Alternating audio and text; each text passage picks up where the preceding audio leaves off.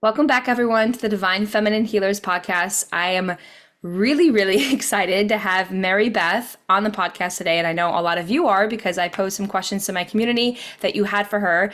And Maribeth is an expert in her field. She is an intuitive animal communicator, energy healer, and a medical intuitive. So we're so excited to have her expertise on the podcast. Thank you for being here today, Maribeth. I'm really excited to be here, Angelica. Thank you for inviting me, really. For sure. So, a question that I ask all of my guests is how are you currently connecting with your divine feminine energy? Um, I love that question because I get to think about it for a second here. You know what? As I become more of me, I think I connect more to my divine feminine energy. And that's making sense to me as I shed all that stuff that we grew up with about who we should be, and I become who I am in my core. I think that that's where my divine feminine energy has always been hanging out, and now it's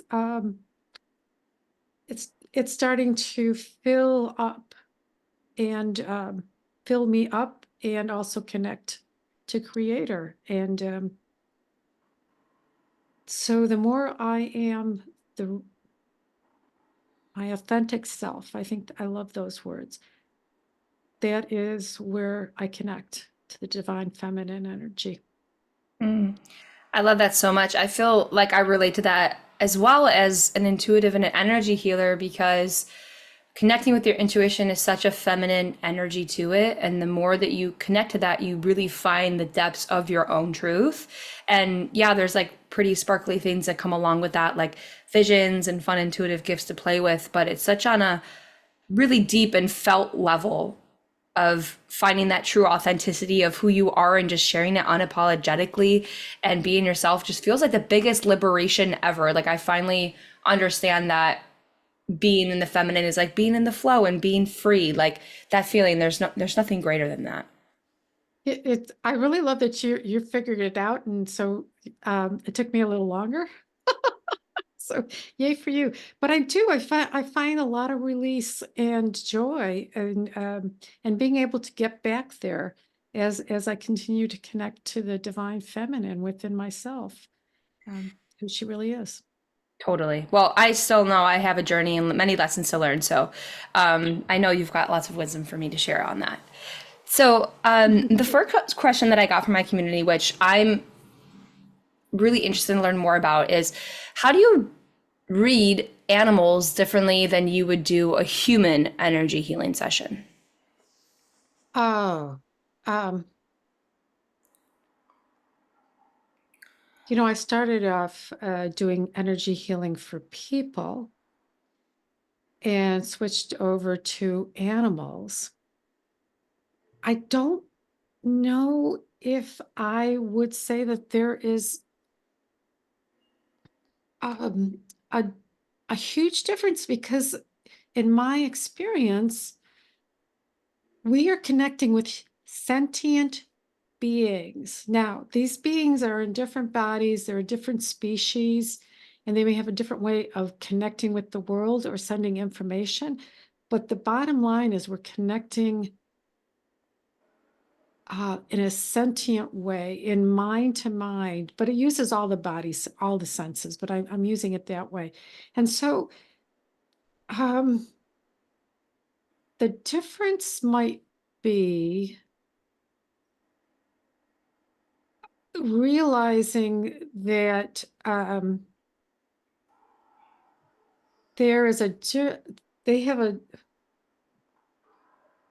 they have their own way of seeing the world. And I'm saying this in a good way, because I've met a lot of people that say literally, oh, my cat's peeing on the rug and the couch just to piss me off.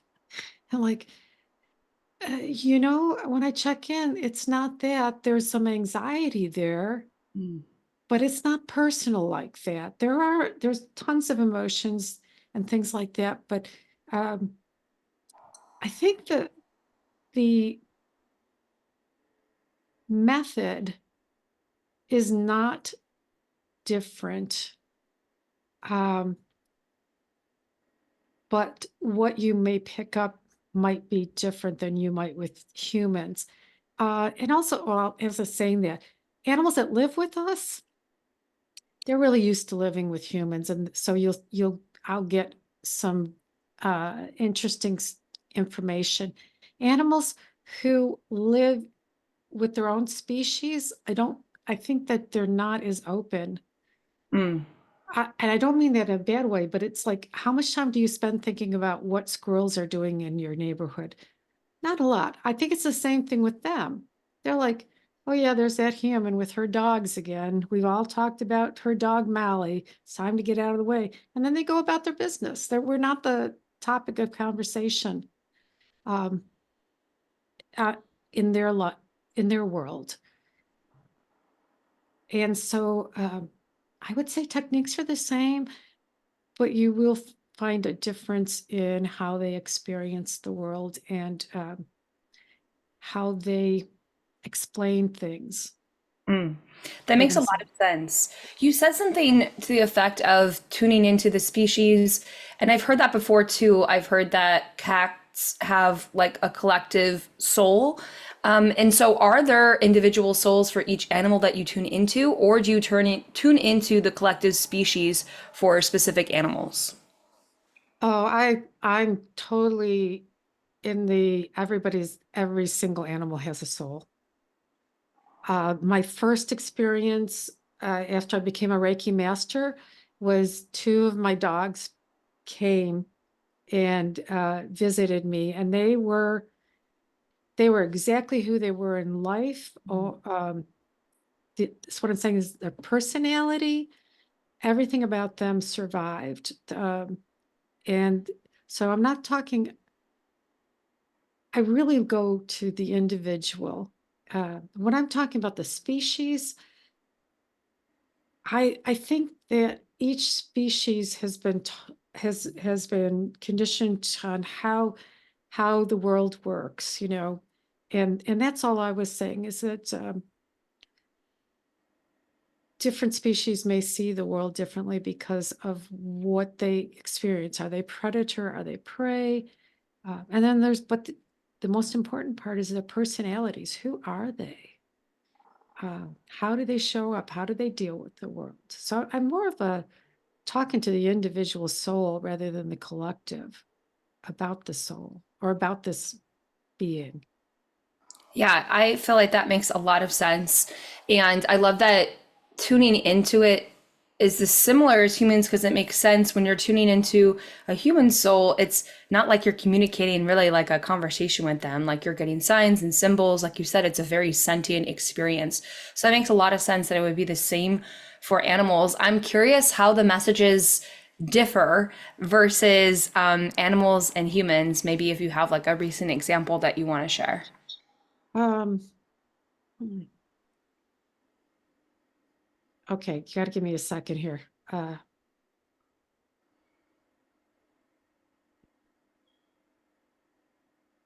going to go in a little different way, just an interpretation.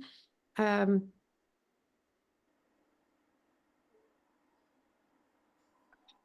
so this is not going to exactly answer your question, but it's the best I can do right now.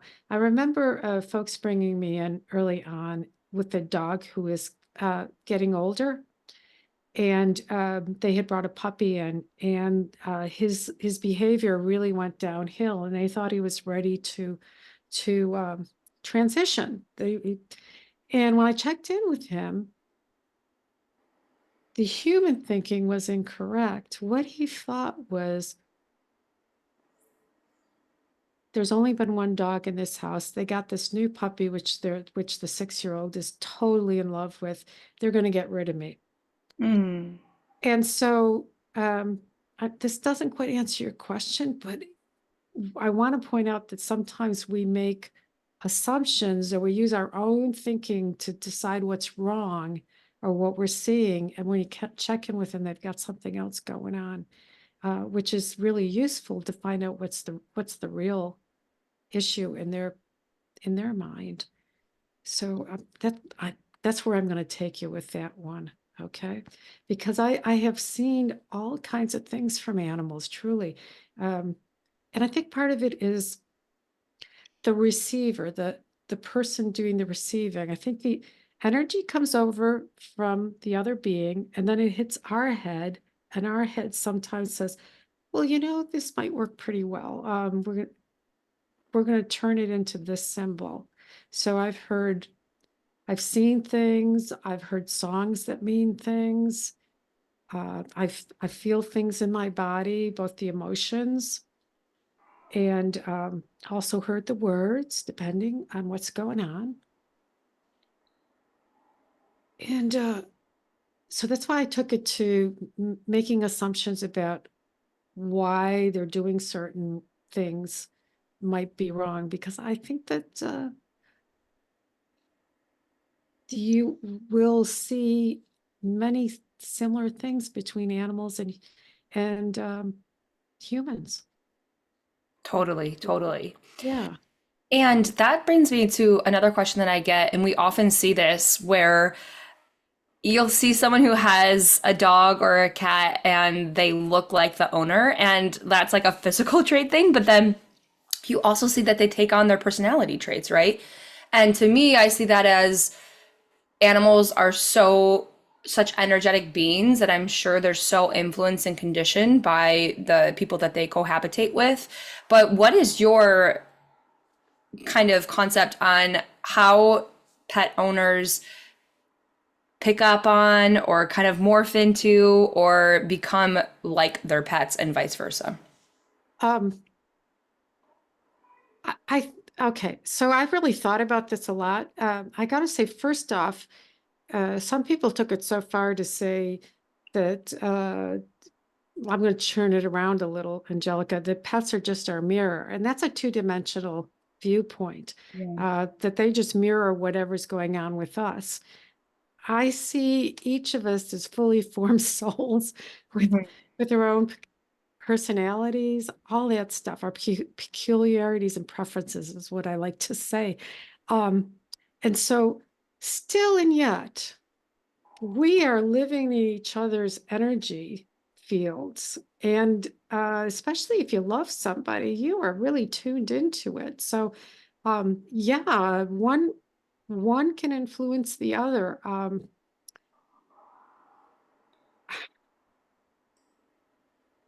So and it can go either way, and then it sometimes can be something that we keep pushing each other into that feeling.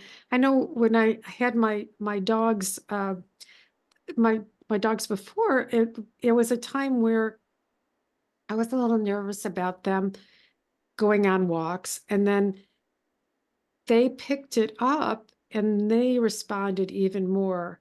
Mm. And when I shifted my energy into a calmer energy, we saw better results. And but if you go back to the origin, Angelica, I was seeing them like bark and do. One was doing a little lunging and barking, and he was a bigger dog. So I was starting to feel the energy of concern and worry. As I step out the door, I'd think of, oh, what's it going to be like this time? Not in a positive way. And Mm. then I was almost signaling to them, yeah, I'm expecting you guys to be bad actors on the walk. And so we were doing it to each other until I started to break the cycle uh, and say, what if we had a really nice walk today? What if they just enjoyed themselves? And over time, it did help. I and I do think sometimes we come together to work out similar issues. um, Mm. I really do think that because there's the sense out there that sometimes animals pick up and take on our some illnesses that we have. And I think we should also consider that we both have something to work on in this life, and then we are supporting each other through this rather than animals get to be victims in this case. I I'm open to that being a true story as well, that we both came together to work through this. I agree. And from all of my friends and family members who have pet owners, it really feels like this soul connection that they have, like a partnership that they really chose each other in this lifetime. And as much as they can learn from us humans, because we are their caretakers and we have a leadership role, I also think that pets teach us so much as well. And I've heard various things on how certain pets even have healing abilities. Like I heard that like cats invented Reiki and things like that. And I'm curious what your thoughts are on that. I do think some have some very interesting capabilities. I know, speaking of cats having invented Reiki, I think they'd be very proud of hearing this. But I have noticed one time that my cat Bunny she is a cat. Her name is Bunny. Uh, I was in one of those places in bed where my brain would not shut up. I was just hashing and rehashing the day and what went on. And she came over and she slept on my chest. And the next day I realized that she had just pulled it all off and sent it on its way, and I had gone right to sleep. Wow. So I bet there's other people who have noticed the same thing when they're and with their stories about that, people who are not doing well and the animals come over and stay with them. And not only are they caretaking, but they are actually removing some of that energy so people can feel better. Totally. How, yeah, yeah. From my own experience, I noticed that my roommate's cat will come in whenever I lead online Reiki certification programs. And so whenever there's Reiki experiences happening, he's always trying to like get in on the vibes. And I also noticed that like if I'm not feeling well, like if my stomach was hurting, like he'll come and he'll lay like across my stomach and things like that. Or just knowing that like I'm sad or I'm down, like he'll come up and like give me love when he needs it. Like it's so crazy how psychic they are and how in tune to our feelings they are. And I just think like they are such a pure source of light energy that they can absorb that and be able to transmute it very quickly. I think so too. The most beautiful other story that I've thought about in this way, thank you for your question, was my dog Eddie, is a girl dog.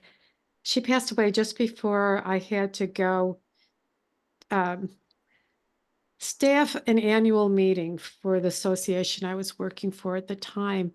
And if you can imagine, the last thing I wanted to do was to get on a plane and go and show up and be the person who smilingly helped people with their rooms and talk to the speakers. And she came with me on the plane. Now, mind you, she had just passed on. And I was sitting in the aisle seat, and I never get tired of telling this story. I'm here like a crazy person. If you can imagine, my arms going out into the aisle, and I am petting this dog that nobody knows is there except me. And she comes with me into the hotel room and stays with me a whole day. And when she was done, I was able to get up and do what was needed to be done without, breaking down uh, in the lobby somewhere crying over her loss. She was such a good one. Yes, Wow. they are. Yeah. Yeah, that makes me curious too. And another question that I got from my community, it seems like you've had lots of soul connections with various pets throughout your lifetime. What is your concept of understanding on pets moving over to the other side? Do you feel like you can still have a soul connection with each of these pets that you've had? Do you feel like over time, maybe it gets a little bit weaker because they reincarnate into a different soul? And yeah, I'll have a follow-up question to that too. So maybe let's just Okay. dive into that first. So, okay. So this is I do believe that they reincarnate. Pretty sure I can figure out a couple of mine who came back in my family. Mm. Initially, one of my son's dogs, maybe both of them, was originally my dog. But getting to that, so I think the reincarnation is world really true. And I think that the soul connection we have does not go away. I believe in soul families, and I think animals are part of our soul families. And no matter who we or they reincarnate as in the physical world, we still have that connection. I don't know who said it, but love doesn't die. And I believe that there's going to be a connection until one of us, my dog did a heavy sigh, and that's always his way, Newt's way of saying, I agree, Mom. Oh. So yeah, I love doesn't die in my belief system and my sense. It doesn't mean that like I'm totally connected, but I know the connection's there.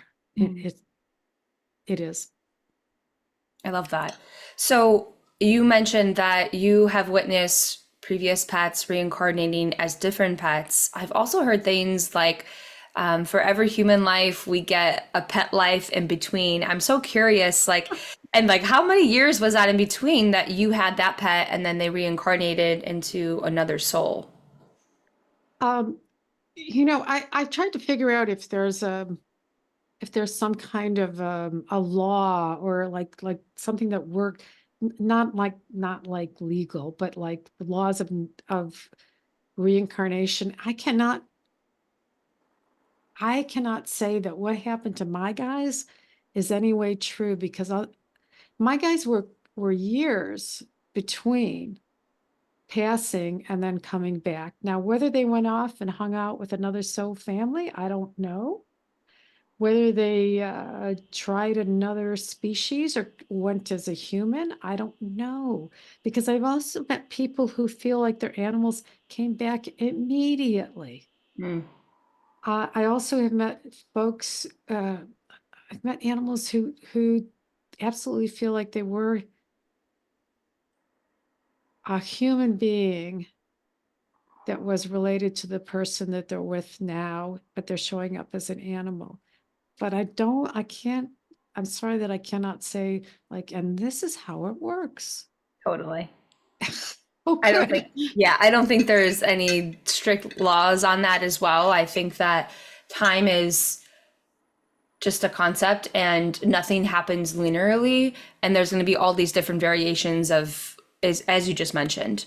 But I think the most important part is just connecting with the animal that you are in the present and being able to pick up on those psychic characteristics of being like, no, I feel on a soul level that this is that same soul that I had a relationship with, which is so special. It is so special. I know the first time I realized it was when I had my new cat, Mac, but I kept calling him, uh, what did it was? Oh my God, Tom. And it was my grandmother's cat. And I have a picture in my mind of a photograph that they took of me, probably 3 years old, squatting down with my arm around Tom. And we're both looking down into a little gully next to my grandparents' house. And I thought, why the heck am I calling you Tom? Oh, you were Grammy and Grandpa's cat, and now you've come back. Great. Nice to have you. Wow. Yeah. So special. Yeah. I have a friend who her dog had lost ability to walk and movement in his legs. And it just came on so suddenly. He definitely had anxiety as a dog, living in the city. And yeah, I don't know. It just the fact that it came on so suddenly for them, and he's such a sweet soul and dog. I'm wondering if you've ever noticed that happening with another animal before, and what is usually their like kind of soul and deeper meaning behind that? Um,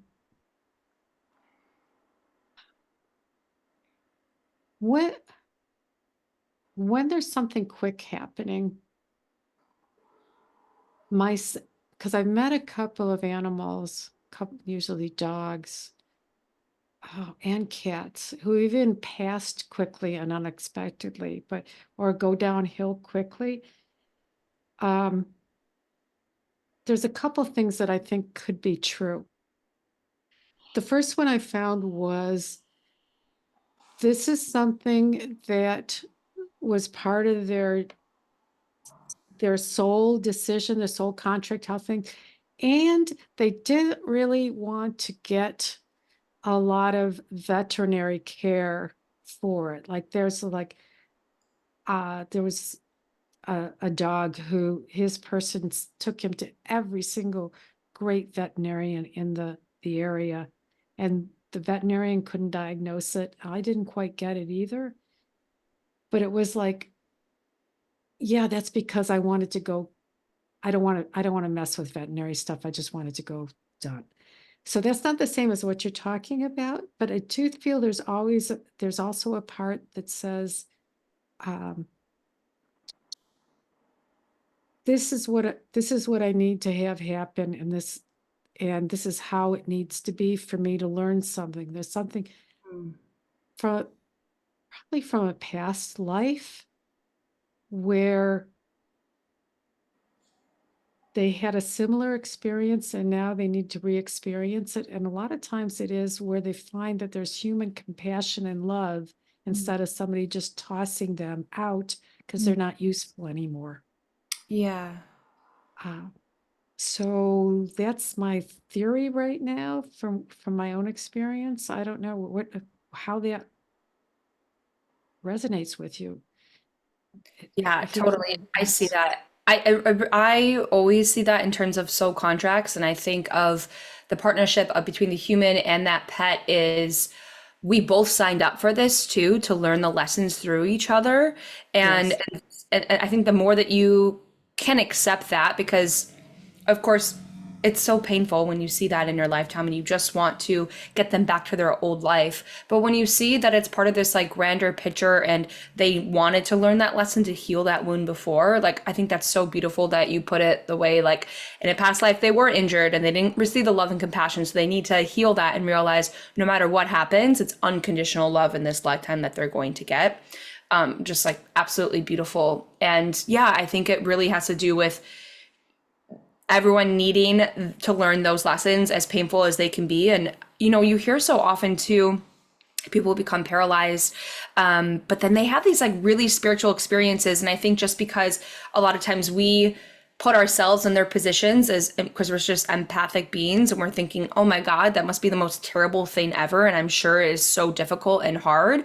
But at the same time, like it could be extremely liberating for them too. And they could be also gaining something on a spiritual level from that experience that we're not seeing. Like I see that with a lot of neurodivergent people, like, you know, we're putting our experience like, wow, like that would be so hard and difficult, but we don't actually know what their individual experience actually is.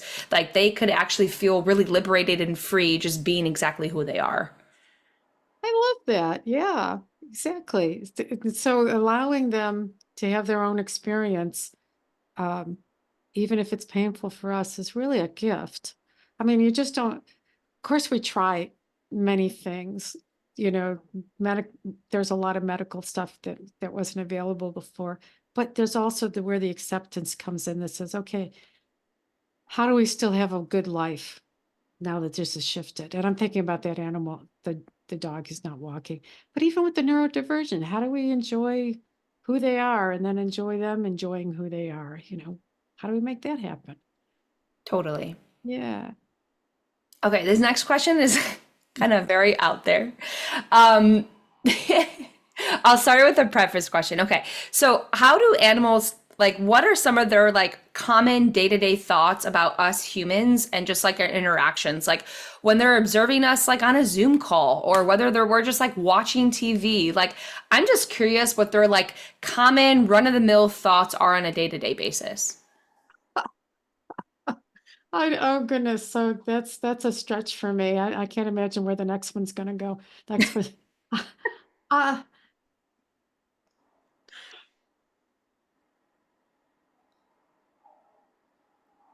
I'm gonna go to my own guys since I know them the most. I think that my sense is that they're looking to find, are they thinking about us? Yes, they are in relationship in the form of what does the relationship need? What do they need? What do we need? Sort of thing. Um, and depending on their personality, they are also responding to whatever we're going through. Um, and they're just willing to hang out with us because that's, and I'm talking about those who are living with us. They're they're they're happy to be with us. Sometimes I think about if we start acting crazy and things like that, there's the personalities that will literally just say, like my little dog Stella used to, is like, oh, there's my human just being human again. They'll get over it. And there's the other one that goes running out the door into another room and hides because there's some argument going on and they're just so upset about it. So it again, I think it depends on the personality. Um, and again, if we talk about wildlife, I do believe that they look at us a lot like we look at them as either interesting, not relevant, Hmm. or engaging for some reason. So it just depends on who they are and what they're up to at the time. Yeah, that makes a lot of sense. I feel like us as humans, we have like such big egos of thinking like it's all about us and they're thinking about us all the time. And it's like, I don't think they're just like kind of in their own world and chilling. I mean, our cat here, like he's sleeping like majority of the day and then like comes by whenever he wants to and pleases. And yeah, it's really chill. I mean, I have lots of like visionary communication with him. He sends me a lot of images and I send him and like he fully receives them. I've had like really crazy experiences of like he wasn't initially a cuddler. I think he's been through some trauma, so it took a while for him to kind of connect with me and open up to me and trust me. But once I did, I kept sending him images of like a specific position I wanted him to cuddle me in when we were watching TV. And I swear, like after a few times, like he did the exact same position and he came in. And there's been another time too, like I was in my room at night and he always sleeps in my roommate's room.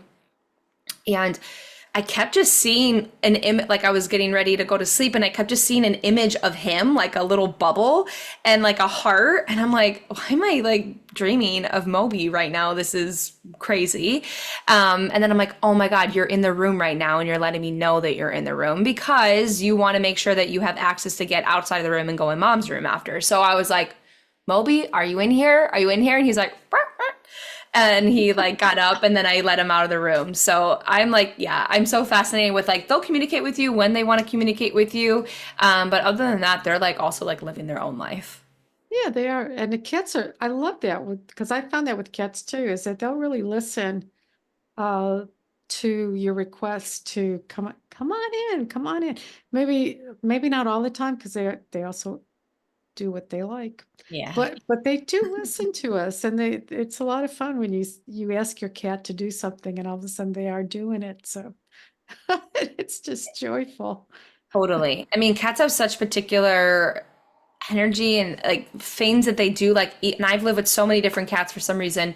Every single person that I live with has had a cat. So they each have their own little quirks and things that they do that are so specific and I find so interesting. Like our cat right now, if we're watching TV, every night he always finds the pause button and presses pause with his paw, and it'll sit directly on the remote. I'm not kidding you, like multiple times every night. And it's always there's multiple buttons on the remote that he could pick, and the remote is always changed different ways, but he'll always find the pause button and then press pause.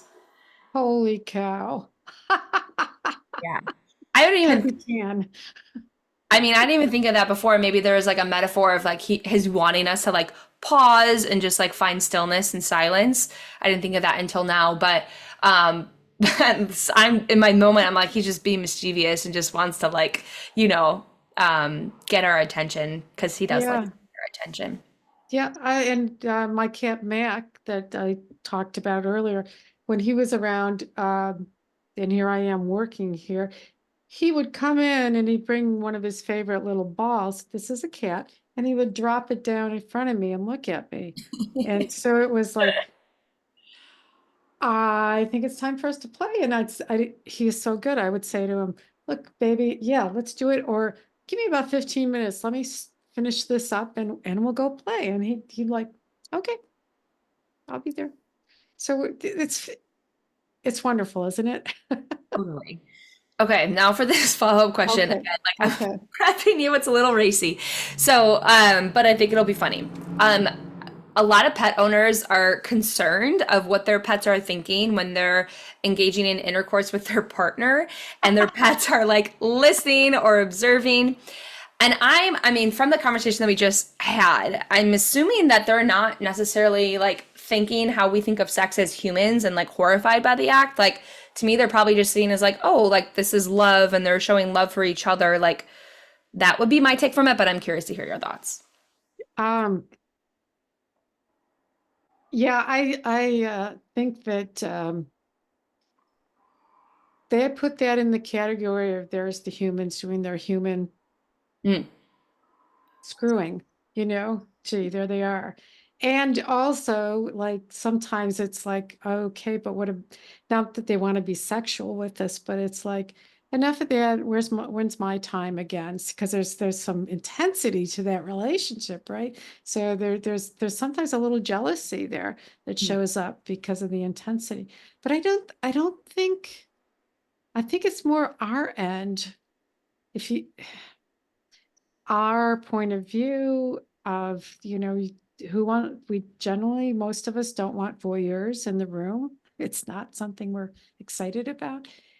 But I think on their end, it's just like, oh, yeah, that's one of the behaviors. totally. that- And that's it. And yeah, okay, whatever. Yeah, I agree with that. I mean, they're literally animals, so they understand what the circle of life and what happens. They do. They do. Okay, just to wrap this up, I'll have one last question and take your time thinking about it. And maybe like a recent story or client that you worked with and that you just like really love the session that you had with them and can just any messages that came up that you want to share. Oh,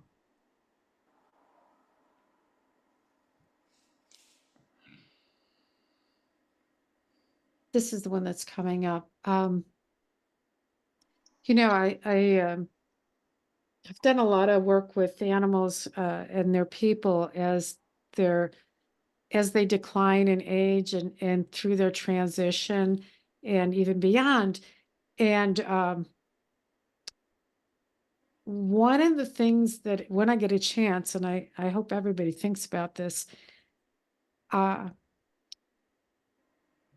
I get to ask the question, well, what would you like to do? But in this case, with this dog, the dog had really tough neurological problems. Um, he couldn't walk straight. He could only walk in circles at this point because of what was going on with his brain and nervous system. And they said, why is he sticking around? Why isn't he just passing? And I asked him, I said, I'm thinking like they're going to toss me out. I said, he's waiting for his party. And the boyfriend looks at the girlfriend, and it's her dog, and he says, well, we give him a birthday party every year. And she says, oh, yeah. And all the cousin dogs come over, and we give them cake, doggy cake, and they wear little doggy hats, the little party hats. And we just have such a great time. I said, well, I think he's waiting for that. And what was so lovely was then they were able to make some decisions about, well, we're going to have it early because we don't think he's going to last that long to whenever his real birthday is, but we can do that. And then we're making plans or something that would make him so happy before he passed. Mm. And so I guess I would say if you ever have some question that you think is really weird or like, what do you want? What are you looking for? You hear something that seems totally out of this world, just think about it anyway and see what gift you could give Mm. to your animal, whatever stage of life they're in.